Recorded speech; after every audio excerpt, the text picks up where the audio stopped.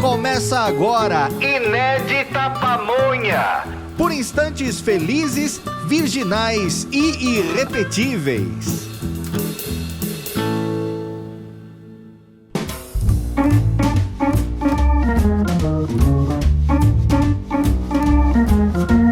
Está no ar o nosso Inédita Pamonha. Hoje é quinta-feira, dia de reflexão sobre a vida. Estamos sob o generoso patrocínio de Eastman Chemical do Brasil e de BNP Paribas Asset Management. Aproveitamos para agradecer todos os nossos apoiadores, sem os quais nada disso funcionaria. Cada dia um apoiador novo, cada dia uma alma querendo compartilhar ideias se junta ao nosso grupo. Foi muito legal toda essa iniciativa e com isso dependemos cada vez menos dos grandes conglomerados, dos grandes aportes, porque esses são resvaladiços e muitas vezes cambiantes, inseguros.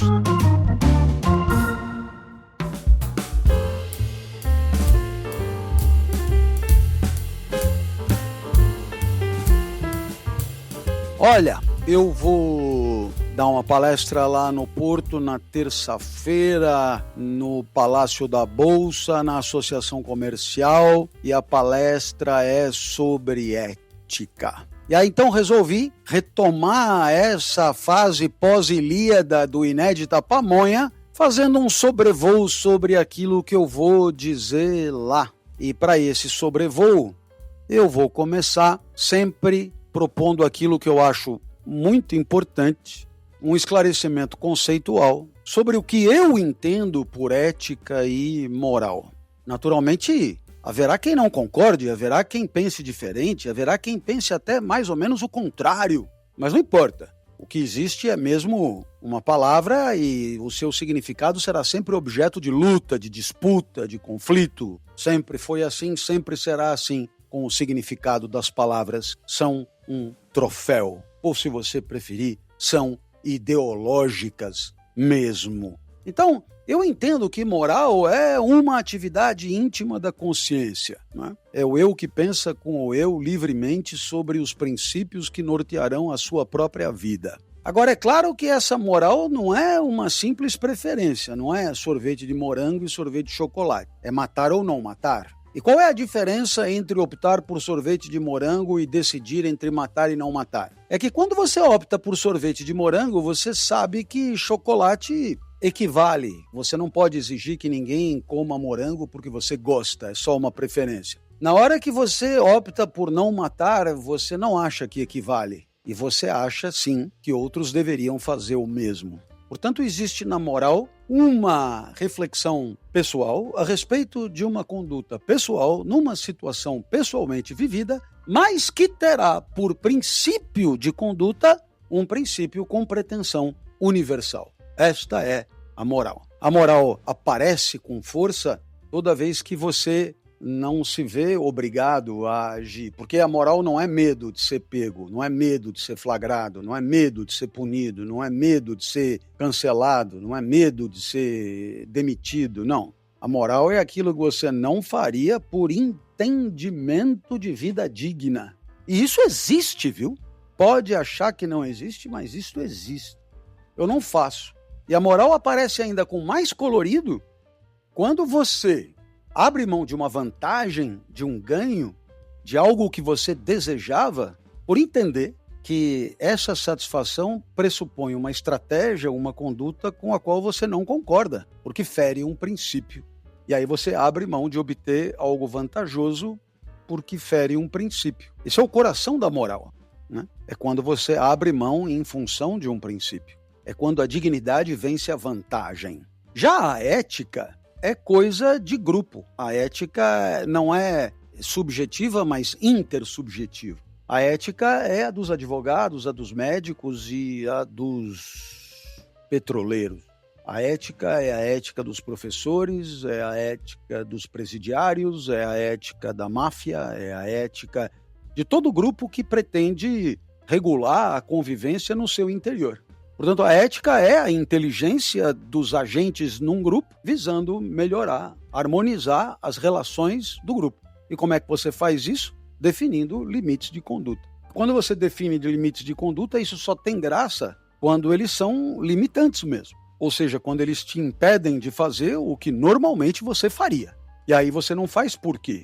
Porque você integra um grupo e aquilo que é vantajoso para você cobra uma ação que prejudica o grupo, que desestabiliza o grupo, que desarmoniza o grupo. Inteligência compartilhada a serviço do aperfeiçoamento da convivência. A ética sempre terá princípios circunscritos àquele espaço. Pode ser a ética do casal, e na ética do casal, tudo aquilo que é juridicamente aceitável tá valendo. Normalmente no casal o pessoal defende que sexo é só um com o outro e o outro com um. Mas isso é normalmente. Nada impede que no casal isso seja regulamentado diferentemente. Nada impede, por exemplo, que o casal não tolere que um dos dois vá ao cinema com o outro. Mas sexo tá liberado, né?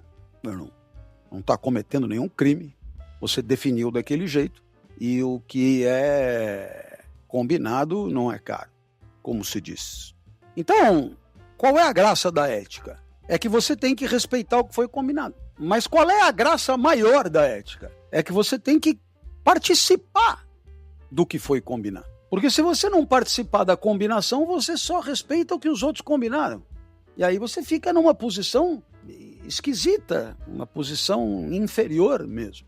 Entenda, se você não participar da combinação, alguém vai decidir por você. Portanto, é melhor que você dê o seu parecer. Você tem até a possibilidade de não participar daquele grupo se você não concordar com os princípios que norteiam as condutas ali. Nada te obriga. Agora, como toda palavra, nem sempre ela quis dizer isso aí, não. E lá para os gregos, acredite, a ética era medida de vida boa. Aqui é medida de convivência boa. E vamos combinar, a distância não é tão grande assim, porque 99% da vida é convivida. Estamos sempre interagindo com alguém. E os gregos dirão, a ética é uma questão de eudaimonia, daí ética eudaimônica que você encontra nos manuais. E o que significa isso? Que a sua maior obrigação é buscar o pleno desabrochar da sua natureza. Por quê? Porque isto aí permite a harmonia do universo. Como você vê, a preocupação dos gregos não é a preocupação se está todo mundo gostando dentro da família, do casal, da empresa, da organização, do país. Não. A preocupação era com o cosmos ordenado. Harmonizou o cosmos, show de bola. Desarmonizou o cosmos, pecou por hybris, que é a heresia maior, entendeu? Nossa, imagina o cara lá, o rei Midas, queria transformar tudo em ouro. Ia fuder o universo, porque se ele vai tocando em tudo, tudo vira ouro, as pessoas vão comer o quê? Ele mesmo vai comer o quê? É um idiota. Um idiota é aquele que age comprometendo a ordem universal, comprometendo a harmonia do cosmos. Você lembra que da Ilíada, você que está nos acompanhando, Aquiles exagerou. E os deuses já sabiam que ele ia exagerar. E os deuses já avisaram, se for vingar Patroclo, vai morrer. Estou só avisando. Não tem problema. Não tem problema. Eu não posso é ficar sem vingar. E aí ele exagerou. O que aconteceu? Paris deu-lhe uma flechada bem no calcanhar. Flechada no calcanhar, velho, é só mesmo orquestração divina. Então veja, essa é a primeira grande ideia, né? A harmonia do cosmos. Esse é o primeiro grande estágio da ética. Uma questão de integração na ordem cósmica. A justiça é um ajuste. O justo é um ajustamento, é um encaixe. E cada um encaixa no cosmos na medida em que faz transbordar a sua natureza, luzir a sua natureza, alcançar excelência na sua natureza. Vive virtuosamente, arete.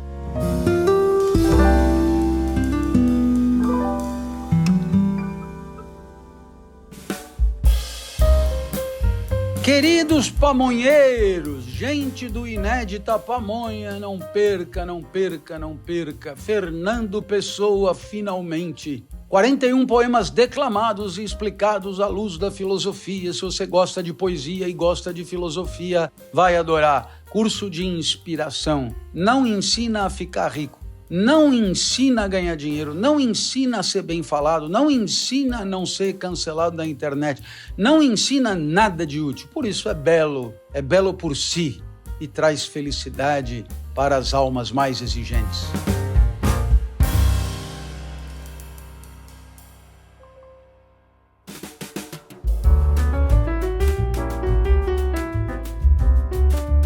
Muito bem, aí os gregos foram saindo, como se fosse uma escola de samba, desfilaram e aí na passarela da história entraram os cristãos. E aí, é claro, você vai ter um outro tipo de ética, porque no lugar da harmonia do cosmos, você vai ter a vontade de Deus, a busca da santidade, cidade dos homens e a cidade de Deus. Não importa muito se você se ferrar aqui. Você percebeu? Você imagina que, para o grego, o importante é você viver exuberantemente bem aqui. Para o cristão, não. Quem se humilha será exaltado, quem se exalta será humilhado. Quem se lasca vai se dar bem, quem se dá bem vai se lascar. Portanto, a ideia é viver, por mais tristemente que possa parecer, em busca da santidade. Porque essa tristeza daqui é provisória, é efêmera, vale pouco. A santidade, sim. Viver de acordo com a vontade de Deus, sim. Aí a gente chega na modernidade, e na modernidade cai por terra o cosmos. E, por outro lado, a vontade de Deus se estilhaça e se fragmenta com as reformas e contra-reformas. A salvação se torna um assunto privado e privativo. Agora não se trata mais de buscar o ajuste no cosmos, que é um dado da realidade que se impõe. Terceira etapa é humanista. Cabe a nós mesmos decidir qual é o limite que nós toleraremos. O homem entra no lugar do cosmos. A humanidade entra no lugar do cosmos. Quem esteve na live segunda-feira e acompanhou a live da divulgação do curso do Fernando Pessoa, quem esteve na live viu. Para os gregos, havia um dado da realidade que é a beleza do cosmos. Ora, se o cosmos é belo, ele também é justo, ele é ajustado. Por isso, o belo e o justo para os gregos são a mesma coisa, é a referência do cosmos. O que é belo é justo. Professor, eu conheço muita gente linda que é bem escrota. Então, mas é estranho para o pensamento grego. Ué, e aí? É estranho o pensamento grego, mas a pessoa é linda e é escrota. E aí o grego se perguntaria, será que é linda mesmo? Da onde você tirou essa beleza, etc. Porque o mesmo critério da beleza você usa para a justiça. Então agora não tem mais o cosmos, então somos nós a definir. Então a ética veja, enquanto antes a ética era ajustar a vida a uma referência transcendente ao homem, agora temos que ajustar a vida a uma referência decidida e deliberada pelo próprio homem. Por isso, ética nas organizações é uma ética de ajuste cujos critérios são definidos por nós mesmos. Não se trata de ser respeitador. Você só será respeitador depois de participar da definição do que vai ser ou não respeitado. E é nisso que nós nos encontramos nesse momento. Quer dizer, do mesmo jeito que a estética virou uma questão de sensibilidade, a ética virou uma questão de direitos humanos, de soberania da humanidade para decidir os limites da ação de cada um, visando preservar a convivência mais harmônica possível nos mais diversos raios de ação do homem e da mulher. Aí você vai ter a ética do casal, a ética da família, a ética do apartamento, a ética da pensão, a ética do andar, a ética do quarteirão, a ética do bairro, a ética da cidade, a ética do país, a ética da empresa, a ética do que você quiser. Mas não importa, é definido por quem ali interage, né? E não há nada prévio a respeitar. Os juristas chamam isso de poder constituinte originário. Ou seja, começamos mesmo do zero. O grego não começa do zero, ele tem que respeitar o cosmos. O cristão não começa do zero, ele tem que respeitar a vontade de Deus. Mas nós começamos do zero, poder constituinte originário. Ele é autônomo, ele é soberano, ele é independente, ele é o que você quiser. Então, a partir daqui a gente tem uma lição muito grande, né? E aí você dirá, e nessa história que é a nossa, de definirmos nós mesmos, para onde é que a gente foi? Bom, 2 caminhos se apresentaram. Um primeiro caminho nós vamos chamar de consequencialista, né? A boa conduta é aquela que gera, digamos, o maior bem para o maior número. E o segundo caminho é o não consequencialista, é uma ética de princípios, é uma ética de valores, é uma ética em que a conduta vale não pelas suas consequências, mas pelos princípios mesmo que a norteiam. Pouco importa a consequência nesse caso. Então, se os utilitaristas ingleses dirão que a boa conduta é aquela conduta que gera a alegria do maior número, a felicidade do maior número, né? Happiness do maior número, pouco importa o que você faça. Alguém como Kant dirá, não, existe o dever, existe o que é certo fazer. E a felicidade do maior número é uma coincidência que pode acontecer ou não. Mas aí vai surgir um terceiro elemento, que é uma ressurreição da ética das virtudes. E essa ressurreição da ética das virtudes, que vem na lavra de nomes fantásticos como Alasdair MacIntyre, vão dizer, mesmo sabendo que o cosmos não é assim como os gregos achavam, é possível pensar numa ética que não seja nem uma ética do dever, nem uma ética da consequência, mas que seja uma ética do caráter, uma ética da honestidade, uma ética das virtudes, uma ética da generosidade, uma ética da coragem, uma ética do respeito, que não se confunde nem com um imperativo categórico de pretensão universal, nem com a felicidade do maior número. E é nesse momento que a gente começa a se perguntar como fazer para ter uma sociedade mais justa, se cada vez menos as pessoas parecem preparadas para discutir o que é melhor para todo mundo. Como fazer para ter uma cidadania mais pujante numa sociedade em que todo mundo só pensa na própria prosperidade? Como fazer para ter uma cidade mais justa se todo mundo só pensa em livrar a própria cara? Como fazer para ter um país mais ético se cada um só pensa em embelezar da porta para dentro? E quanto às ruas, pode ser um chiqueiro porque eu vou sair daqui de helicóptero. E é aí que a gente percebe a necessidade de uma formação de cidadania. Mas é aí que a gente percebe que essa formação não existe. Não tem nem os lugares, nem os professores, nem nada. Não temos nada. Você imagina quantos professores de filosofia, de ética, de moral, de política, no seu sentido mais amplo, precisaríamos ter para dar conta de uma rede pública municipal e estadual da envergadura do nosso país? Quantas faculdades de filosofia precisaríamos para formar esses professores? Quantos professores nessas faculdades precisaríamos para formar os professores? Quanta gente interessada em ser professor precisaríamos para abastecer essa demanda de mercado? E quanto precisaríamos dar de atrativo para que as pessoas se interessassem em ser professores de ética e cidadania? Quanto precisaríamos investir na educação para formar bons cidadãos? E quanto precisaríamos de políticos interessados em formar bons cidadãos, mesmo sabendo que bons cidadãos, talvez ou muito provavelmente, nunca votassem nele? O senhor está me deprimindo. Era o intuito. Não gostou, não liga mais. Viu? Não liga mais. Liga a televisão, tem propaganda de Dantop, né? Marshmallow com casquinha de chocolate em volta. Viu? Come um, é doce, melhora, alegra. Depois dá um jeito de arrumar uma piscina para pôr dentro da sua casa, para você convidar 2 ou 3 para tomar banho de piscina com você. Aproveita e tira foto para mostrar para quem você não convidou que isso é possível.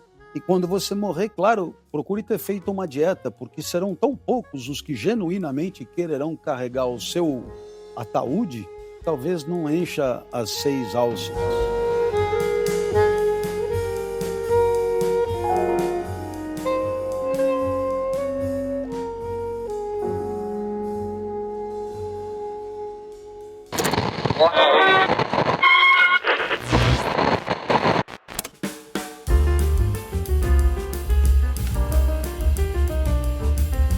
Vamos responder as perguntas dos nossos ouvintes. Meu nome é Fábio Augusto Guimarães Rosa e sou de Contagem, Minas Gerais. Aproveitando o áudio das reflexões matinais do dia 19 de janeiro, que trata sobre as virtudes, gostaria de expor primeiramente que na lista de livros de literatura que serão usados durante o ano pelo colégio onde meus filhos estudam, tem o livro de Sponville, O Pequeno Tratado das Grandes Virtudes. O senhor, como professor, qual a ênfase ou até que ponto devo chegar na explicação dessas virtudes citadas no livro para os meus filhos, que estão na 8ª série e têm 13 anos?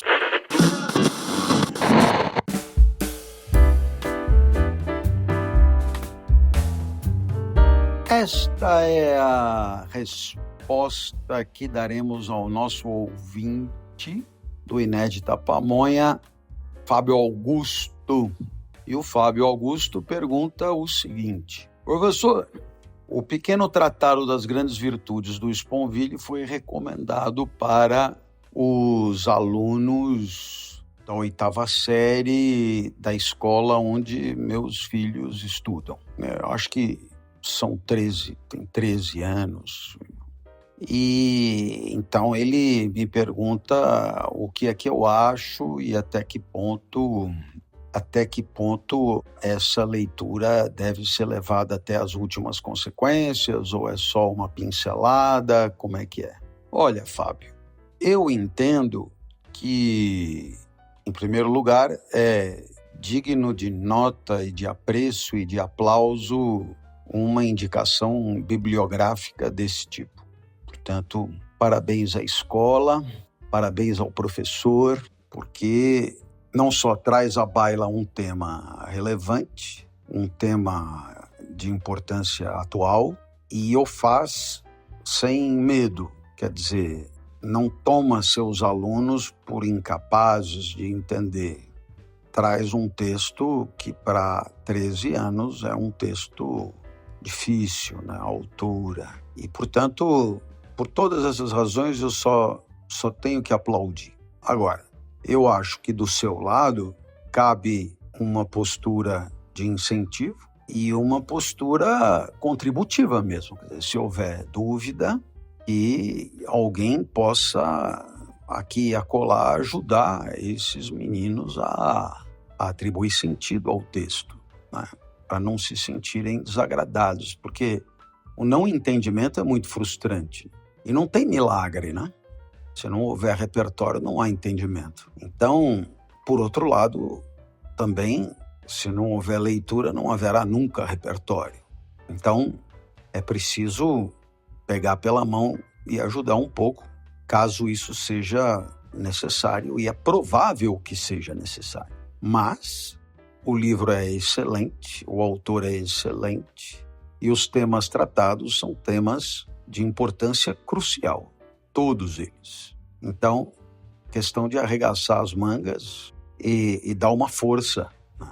Quando ele fala lá de generosidade, quando ele fala de humildade, quando ele fala de justiça, de amor, mesmo de polidez, etc., são ponderações que vão além do senso comum, superam de longe o senso comum. Então, é normal que haja alguma dificuldade. E havendo alguma dificuldade, não é que há erro didático, não, pelo contrário. Havendo dificuldade é porque está havendo progresso, está havendo aprendizado. Se você entende tudo muito facilmente, não sai do lugar, né? Não oferece resistência, não há ganho, não há elevação. Tá bom? Era isso. Um abraço.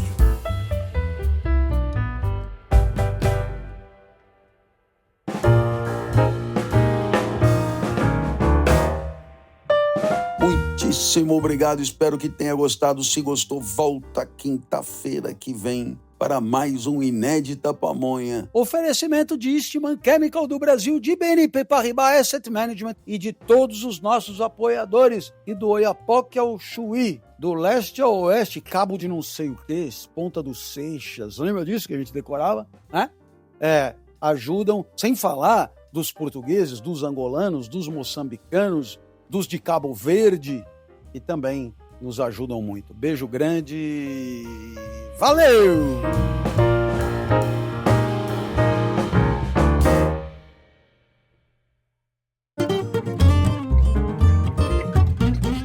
Você ouviu o Inédita Pamonha, por Clóvis de Barros Filho, trazido até você pela revista Inspire-se. Acesse www.revistainspirec.com.br e nos siga nas redes sociais.